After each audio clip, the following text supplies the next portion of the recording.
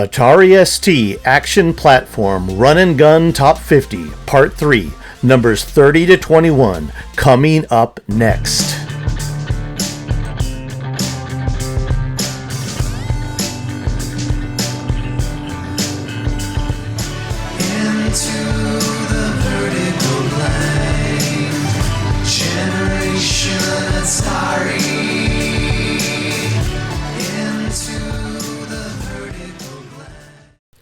In this series, we are exploring and continuing to count down the 50 best scrolling platform games on the Atari ST that use guns as their primary weapon.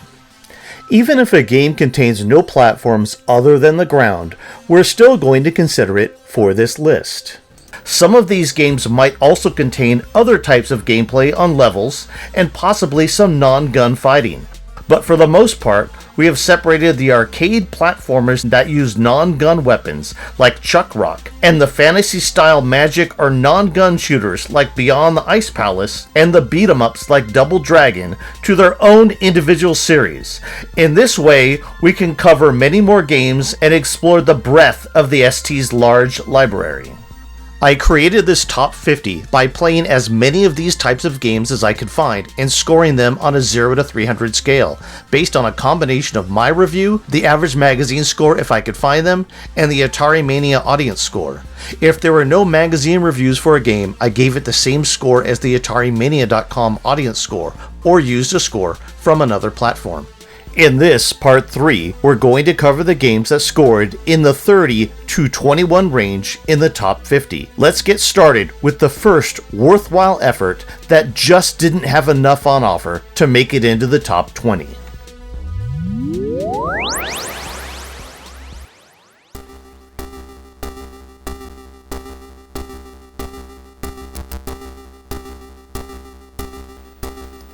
In number 30, Stormtrooper, a 1988 game by Creation Software, you play a soldier who has to kill a mad scientist.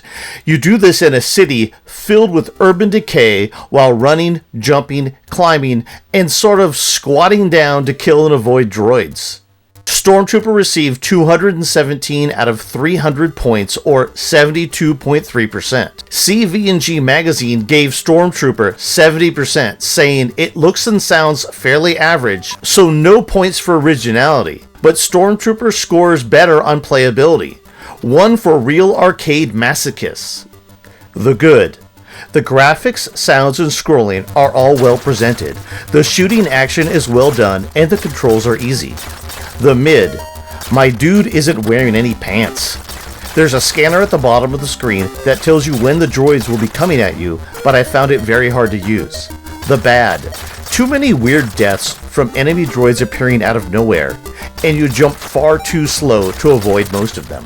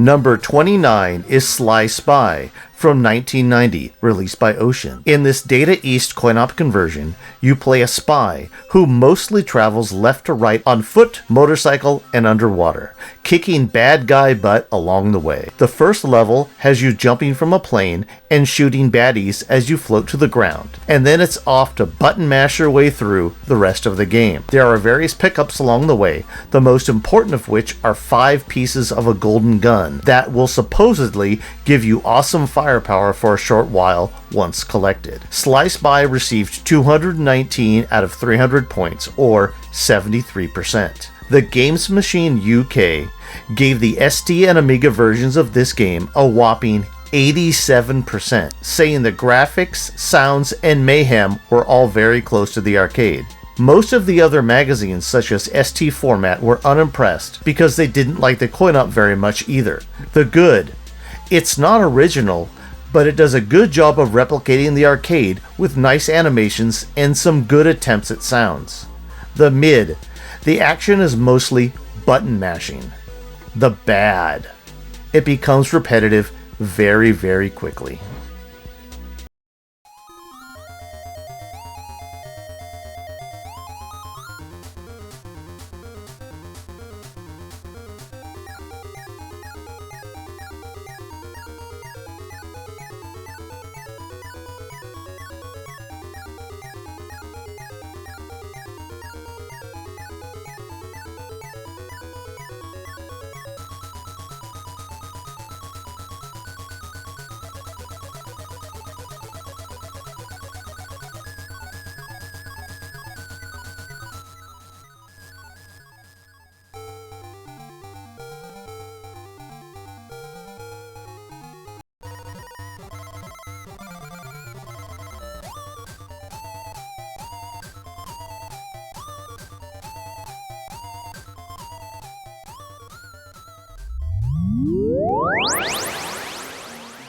Number 28, Fire Force, is a 1992 release by ICE. This is a technically well-crafted military-style scrolling horizontal run-and-gun coded by Dave Gibbons, who also did number 30, Stormtrooper.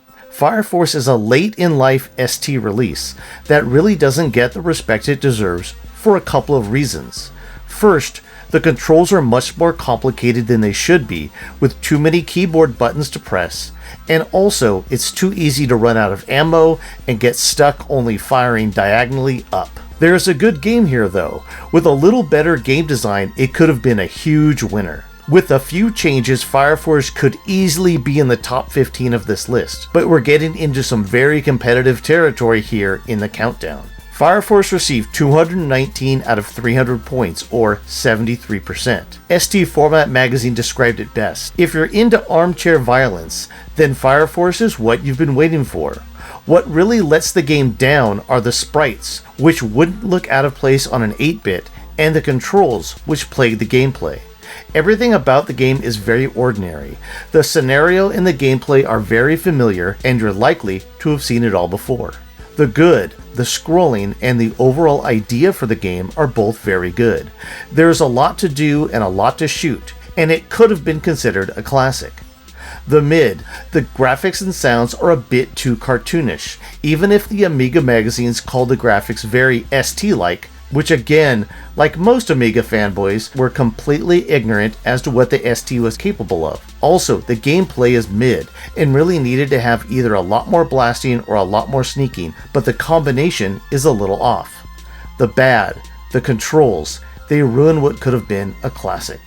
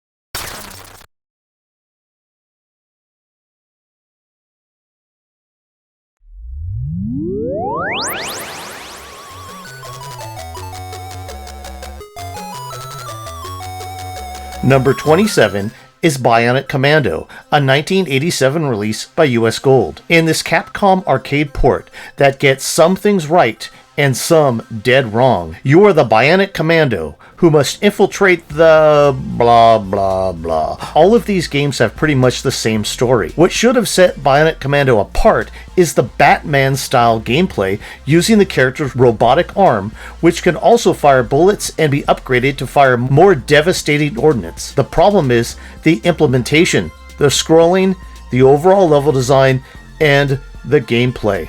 Bionic Commando received 220 out of 300 points for 73.3%. This ST version got very good reviews from the multi-format magazines. For example, 91% from the Games Machine UK, which compared it very favorably to the lower scored Speccy and C64 versions.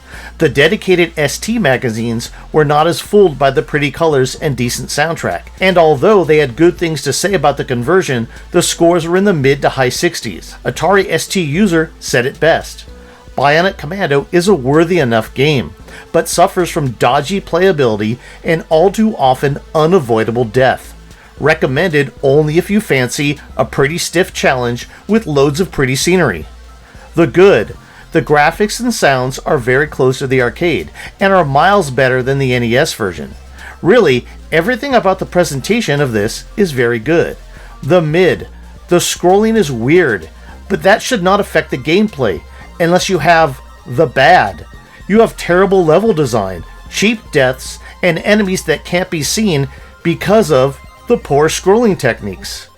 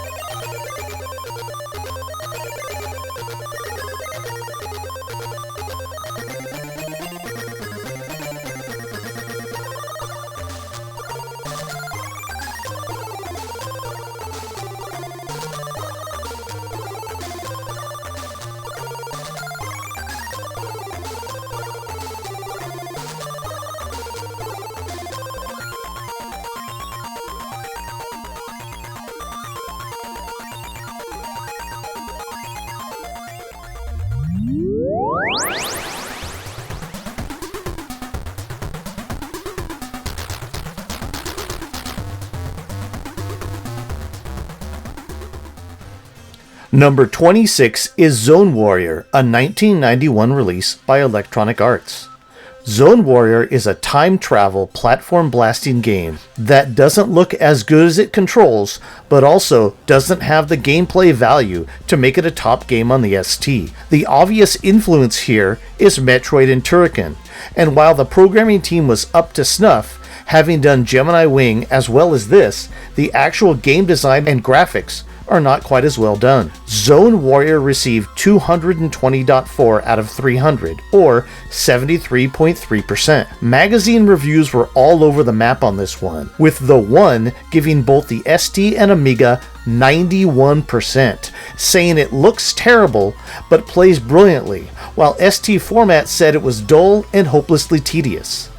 I'm going to take the middle road here and agree with Atari Mania users, giving it a solid 73% because it has its high and low points. The good: the controls, the blasting, the scrolling are all very well implemented and make for a fun game. There are a variety of cool weapons to find and are switched out with the spacebar. There are keys to find and weapons and rooms and people to save. It all sounds really good, and is. Kind of. I had a lot of fun with this one, but just a couple things keep it from getting into the top 20. The mid: what's going on with the colors? Why does it look that way? Are they only using 4 or 5 total colors on the first level? The bad: the cheap deaths and repetition, along with the need to press the return or enter key to speed up and slow down, make it a little more awkward than it should be. Also, the triple gun is really cool, but the game slows down way too much when you get to use it.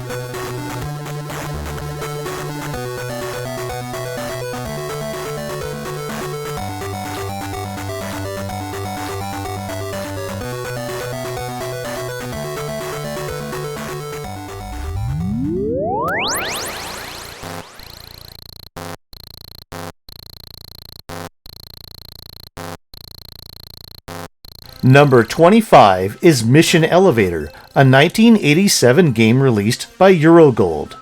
As one of the very first ST games I ever played in 1987, I was very pleased way back then to find this game a rousing combination of the arcade game Elevator Action and the more cerebral Impossible Mission. Back then, it was a nice combination of playstyles, but does it all hold up in comparison to other similar games released years later for the ST? Mission Elevator received 223 out of 300 points, or 74.3%. But get this, as opposed to Zone Warrior, where the ST-specific magazines didn't rate it well at all, both the German ST Magazine and the English ST User gave it marks in the 70s and 80s, while the one gave it a low 45%, saying, "At least it moves along at a fair pace. For the first 5 minutes it can seem almost exciting, but really it's a simple, very ancient idea with nothing added to keep the interest." The good, there's some very fun arcade action and exploring to engage in, but you'll want to use an unlimited live cheat if you have one. The 8-bit chip PP hard drive version has one. The mid, the graphics and the presentation are decidedly 8-bit, and that's basically what the one was concerned about in their review. The bad, the gameplay is basically you taking elevators up 64 floors, shooting some bad guys over and over, and examining everything else for clues, of which I didn't find very many.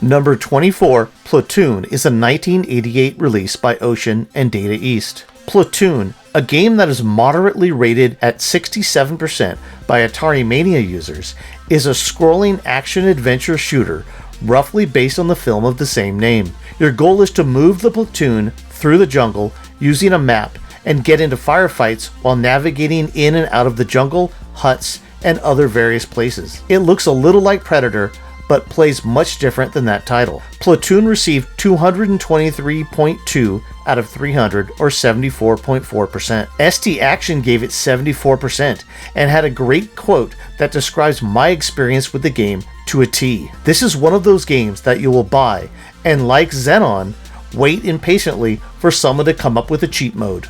The Games Machine UK gave it a whopping 90%, and in a combo review with the PC version had this to say: "The ST scrolls quite well, although the game slows down dramatically when there are more than 2 soldiers on the screen at one time, and high scores are thoughtfully saved to disk. Both versions should provide a long, hard slog before the final foxhole confrontation."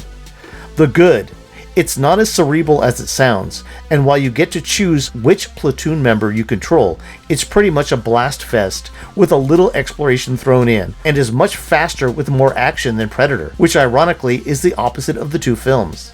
The mid, the presentation is blocky and pixelated, but it works, and the sound and music go at the same time with some decent samples thrown in. The bad, the enemies seem to be everywhere, and they jump out at you and onto you without warning. Plus, they seem to have bionic legs. They take them up much higher than they should be able to jump.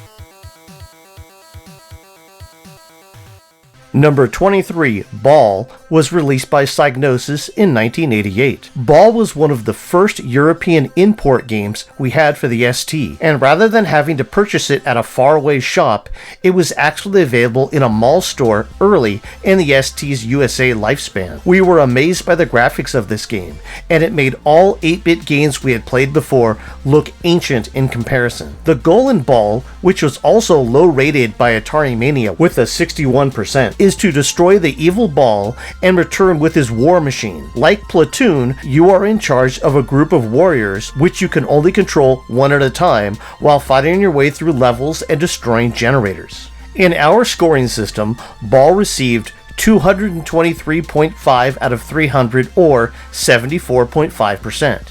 The One magazine gave Ball 67%, saying, "As arcade adventures go, Ball is as good as they come, but the lack of originality may be damage to its staying power." ST Amiga Format gave it a whopping 91%, ignoring its foibles and declaring if you liked Menace, you're going to like Ball.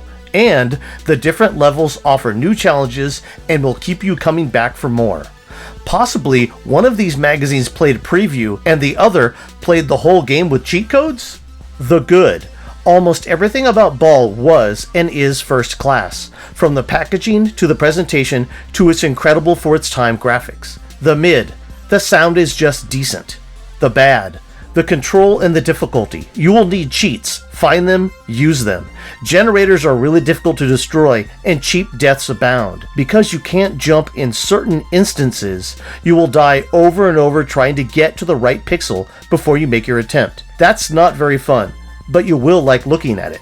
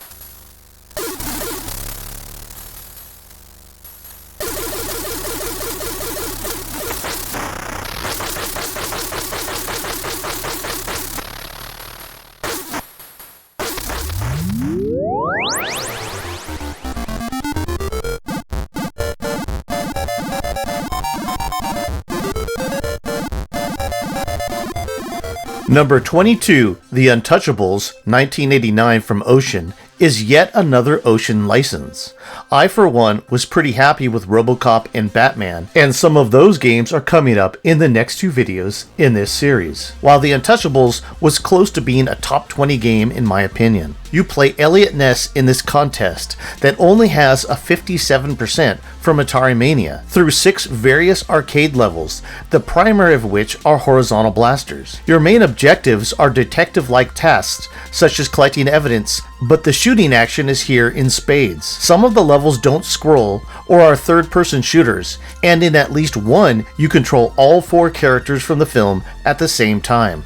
The Untouchables received 223.5 out of 300, or 74.5% on our rating scale. ST Format Magazine gave it an 81%, saying it has great graphics and some of the levels are very addictive. While the One magazine also liked it a lot, giving it 86%, and they commented, like Batman, it's a competent and entertaining package. The good. At least in the first scene, I like everything about Untouchables. It has arcade gaming at heart, but no cheap deaths, and employs pleasant graphics, sound, scrolling, and animation. The mid. While everything is good and arcade-like, nothing is fantastic on this level.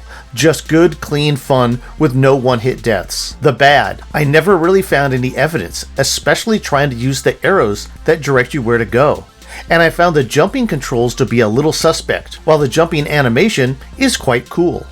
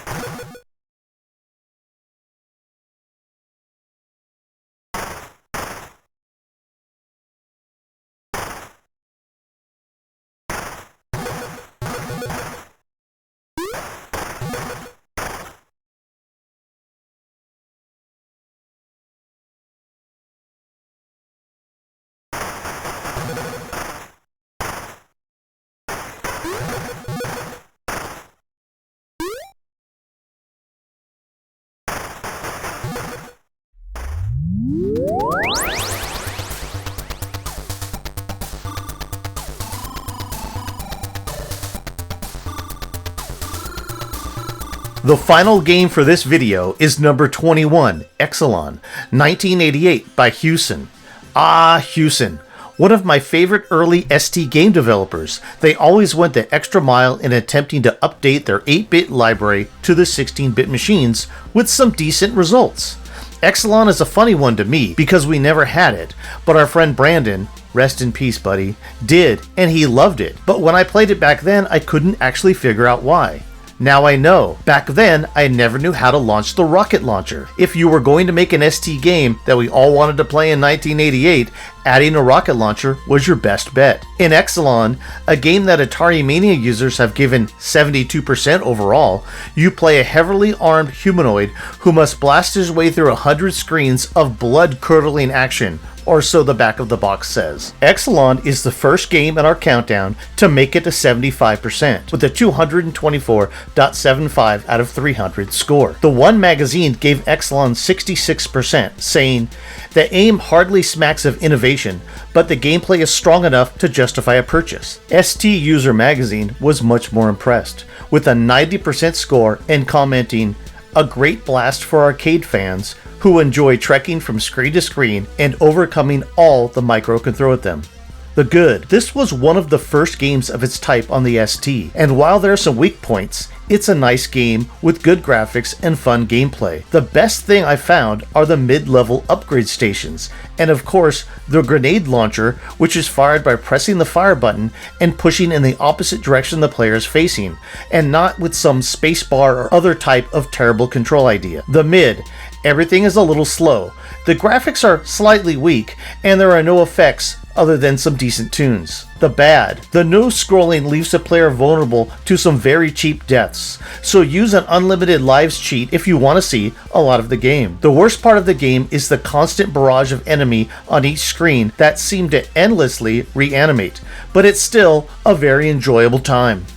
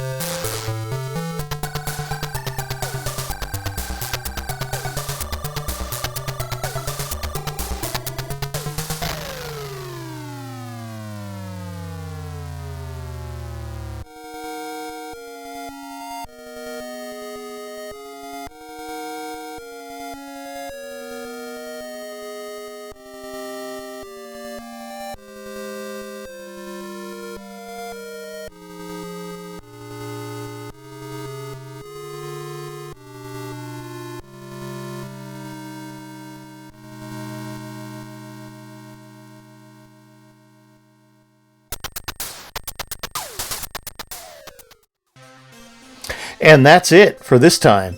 In the last 3 videos, we have covered a lot of ground in the history of Atari ST platform run and gun games, with some familiar titles to many, and a lot that were obscured by, well, time mostly. We start with the top 20 in the next video, and there will be many games that ST, Amiga, PC, and 8-bit fans will recognize from their own machines, and maybe a surprise or two. So until then, have fun playing your favorite run and gun games on the platform of your choice in the vertical blank.